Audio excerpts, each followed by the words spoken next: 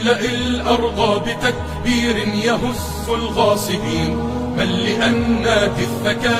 फातह बैतुल मुक़द्दस साहबा रसूल खलीफा दोगुम अमीरुल मोमिनीन फातह कैसर और किसरा फारूक आज़म सैयदना उमर इब्न अल खत्ताब रज़ी अल्लाह ताला अन्हु जो 22 लाख मुनव्वा मील का इलाका फतह करने के बाद भी मस्जिद में झाड़ू दे रहे हैं, जिनके सिर्फ नाम से रोम और फारिस की सल्तनत खौफ खाती हो, जिनकी खिलाफत में पहली बार मुसलमानों ने बैतुल मुक़द्दस फतह किया, जिनकी हुकूमत में Iran, Iraq, Armenia, Syria, Yemen, Oman, Arab, फिलिस्तीन, मिस्र आता हो, और वो रातों में गलियों में गश्त लगा रहे हैं, अपने कंधे पर राशन का बोरा कर घूम रहे हैं कि अगर मेरी सल्तनत में कोई भूखा सो गया तो सवाल मुझसे होगा। आज की शानदार वीडियो में हम लोग हजरत उमर के ही बारे में जानेंगे, उनकी तारीख को पढ़ेंगे। तो चलिए शुरू करते हैं। दोस्तों, हज़रत उमर हज़रत हमज़ा की तरह अरब के जाने माने जंगजू थे।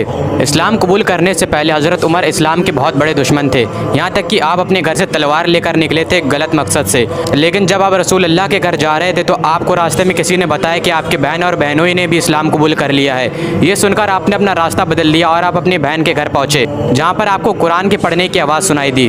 आप घर के अंदर घुसे और आप अपनी बहन और बहनों से लड़ने लगे, लेकिन बाद में आपने कुरान के लफ्ज़ों से मुतासिर होकर इस्लाम को अपना लिया। अल्लाह की कुदरत देखिए, जो उमर अभी तलवार लेकर निकले थे अब वो सहाबी रसूल बन गए हैं। हज़रत उमर इस्लाम कबूल करने के बाद हर एक मुनाफिक और काफिर के घर पर गए और गेट खटखटाया।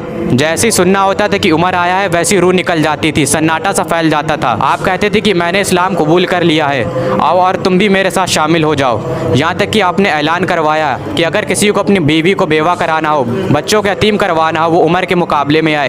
किसी में भी इतनी हिम्मत ना थी कि वो आपका सामना करता। हज़रत उमर के इस्लाम कबूल करने से पहले मुसलमान छुपकर नमाज़ पढ़ा करते थे, लेकिन हज़रत उमर के इस्लाम कबूल करने के बाद मुसलमानों ने बेखौफ होकर नमाज़ पढ़ना शुरू कर दिया। रसूल अल्लाह सल्लल्लाहु अलैहि वसल्लम ने हज़रत उमर को फ़ारूक के लक़ब से नवाजा था, जिसका मतलब है सच को झूठ से अलग करने वाला। रसूल अल्लाह ने फरमाया कि अगर मेरे बाद कोई नबी होता तो वो उमर होता। जिस रास्ते से उमर गुजर जाए उस रास्ते से शैतान गुजर नहीं सकता। इस दुनिया की तारीख में क्या कोई ऐसा बादशाह, कोई ऐसा शहंशाह, कोई ऐसा हुक्मरान गुजरा है जो 22 लाख मुनव्वा मील का इलाका फ़तह करने के बाद मस्जिद में झाड़ू दे रहा हो? आपकी खिलाफत का ये आलम था कि आप रातों में गलियों में गश्त लगाते थे कि अगर किसी को कोई ज़रूरत हो वो मैं पूरी कर दूं। अगर मेरी खिलाफत में कोई भूखा सो गया तो सवाल मुझसे होगा। एक बार आप एक घर के सामने से गुजर रहे थे तो आपने उस घर से रोते हुए बच्चों की आवाज़ सुनी। जब आपने उनकी माँ से पूछा तो उन्होंने बताया कि ये बच्चे भूख से रो रहे हैं। तो आप आवाम के गोदाम में गए, वहाँ पर हज़रत उमर ने अनाज का बोरा अपने पीठ पर रखा और फिर उन बच्चों के घर पर आए और अपने हाथ से उन्हें खाना बनाकर खिलाया। काफिरों ने कहा कि अगर एक उमर और होता तो पूरी दुनिया में इस्लाम फैल जाता। मेरे नबी ने कहा कि अगर मेरे बाद कोई नबी होता तो वो उमर होता। इतनी अजीम हस्ती हज़रत उमर रज़ी अल्लाह ताला अन्हु, जिनकी सल्तनत इस्लाम के फैलने के ज़रिए से बनी। हज़रत अम्र बिन अलास रज़ी अल्लाह ताला अन्हु गवर्नर थे मिस्र के। एक घोड़ दौड़ में उनके बेटे ने घोड़ा दौड़ाया और बाकी लोगों ने भी दौड़ाया। इस दौड़ में एक आम आदमी का घोड़ा उनके बेटे के घोड़े से आगे निकल गया तो अम्र बिन अल-आस के बेटे को गुस्सा आ गया और उन्होंने गुस्से में उस आम आदमी को मारना शुरू कर दिया। उस आम आदमी के बाप ने हज़रत उमर के पास आकर फरियाद लगाई। हज़रत उमर ने पूरे मदीने को इकट्ठा किया, उस बच्चे को बुलाया, हज़रत अम्र बिन अल-आस के बेटे को बुलाया और उस आम आदमी के बच्चे को अपनी लाठी और अपना कोड़ा दिया और कहा कि इसे जब तक मार जब तक तेरे दिल को सुकून ना मिल जाए। ये इंसाफ था हज़रत उमर रज़ी अल्लाह ताला अन्हु का।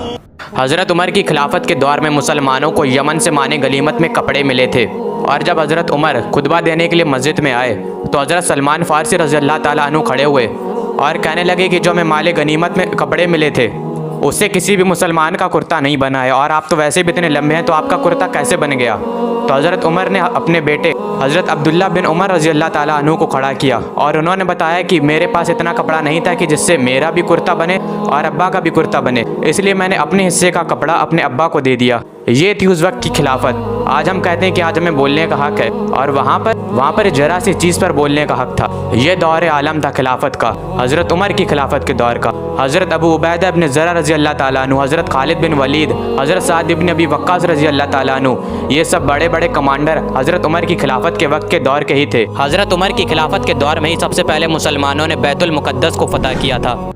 जब पहली बार मुसलमानों ने बैतुल मुक़द्दस का मुहासरा किया तो पता चला कि शहर में हमला करने का कोई भी रास्ता नहीं है। इसके बाद यरूशलेम के कुछ बड़े उलमा ऊपर मीनार पर आए और कहने लगे कि ऐ मुसलमानों, अगर क़यामत तक भी तुम यहाँ खड़े रहोगे तब भी ये शहर फतह नहीं कर पाओगे, लेकिन हाँ, एक दरवेश बादशाह के यहाँ तो शहर फतह होना है।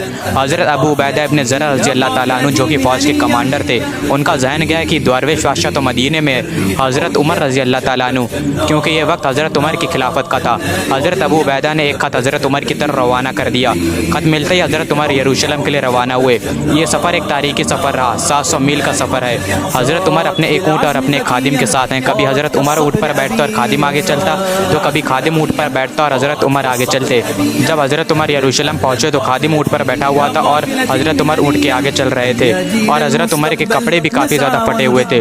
लोग समझ नहीं पा रहे थे कि खादिम कौन है और अमीरुल मोमिनीन कौन है। जब लोगों को पता चला कि इतनी बड़ी सल्तनत का बादशाह ऐसी ज़िंदगी जीता है, तो ये देखकर यरूशलेम की एक बड़ी आबादी ईमान ले आई और बिना खून का कतरा बहाए मुसलमानों ने यरूशलेम को फतह कर लिया। साल 70 ईस्वी से ही यहूदियों को यरूशलेम में आने की इजाज़त नहीं थी। यहूदी ना ही यरूशलेम में आ सकते थे और ना ही वहाँ पर आकर ज़ियारत कर सकते थे। लेकिन जब हज़रत उमर ने फतह किया यरूशलेम को, तो उन्होंने यहूदियों के बारे में भी सोचा। उन्हें यरूशलेम में आने की और वहाँ पर ज़ियारत करने की इजाज़त मिल गई। ये शान थी मेरे नबी के ग़ुलामों की। जब मेरे नबी के ग़ुलामों की शान है तो फिर मेरे नबी की क्या शान होगी। हज़रत उमर की खिलाफत के दौर में जो ससानी सल्तनत थी, फ़ारिस की सल्तनत, वो सिर्फ 10 सालों में ख़त्म हो गई। हरमुजान जो कि इस सल्तनत का एक जनरल था, उसे हज़रत उमर के सामने पेश किया गया।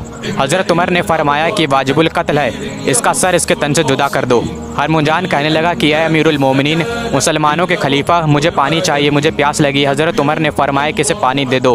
हरमुजान ने कहा कि ऐ अमीरुल मोमिनीन, अब आप ज़मानत दीजिए कि जब तक मैं ये पानी ना पी लूँ तब तक आप मुझे कत्ल करने का हुक्म नहीं देंगे। हज़रत उमर ने फरमाया ठीक है, तुम पानी पियो, तुम्हें कोई भी नुकसान नहीं पहुंचाएगा। उसने वो पानी का बर्तन फेंक दिया और कहने लगा कि ऐ अमीरुल मोमिनीन, आपने मुझे ज़मानत दी थी कि जब तक मैं ये पानी ना पी लूँ तब तक आप मुझे कत्ल नहीं करेंगे। इस तरह से उसने अपनी जान बचा ली। फिर उसने अबू लुलु फ़िहोस को चुना हज़रत उमर का कत्ल करने के लिए। अबू लुलु फ़िहोस जो कि हज़रत मुगीरा का ग़ुलाम था, उसे हरमुजान ने इस काम के लिए तैयार किया। और जब हज़रत उमर मस्जिद में इमामत फरमा रहे थे, तब उसने पीछे से आकर हज़रत उमर पर 5 से 6 खंजर से वार किए और हज़रत उमर को शहीद कर दिया। पता है अबू लुलु फ़िहोस को ईरान में क्या कहा गया? हज़रत अबू लुलु फ़िहोस। ईरानी जो अपनी कौम पर बहुत फ़ख्र महसूस करते थे, उस सल्तनत को ख़त्म कर दिया गया हज़रत उमर के हाथों, और उस सल्तनत के एक जनरल ने इस तरह अपना इंतकाम लिया। दुश्मनों को लगा था कि हज़रत उमर के कत्ल करने के बाद ये मुसलमानों की सल्तनत भी बिखर जाएगी। उन्हें लगा था कि ये पूरी इमारत हज़रत उमर के ऊपर खड़ी है, लेकिन ऐसा कुछ भी नहीं हुआ। हज़रत उमर के बाद हज़रत उस्मान की दौरे खिलाफत आई। ये जो इमारत थी, ये रसूलुल्लाह सल्लल्लाहु अलैहि वसल्लम ने बनाई थी, इतनी मजबूत जिसे गिराना नामुमकिन था। और इसी के साथ हमारी तारीख़ इस्लाम सीरीज़ का पहला एपिसोड ख़त्म हुआ। मुलाकात होगी जल्दी किसी नए एपिसोड में। जब तक के लिए अल्लाह हाफ़िज़।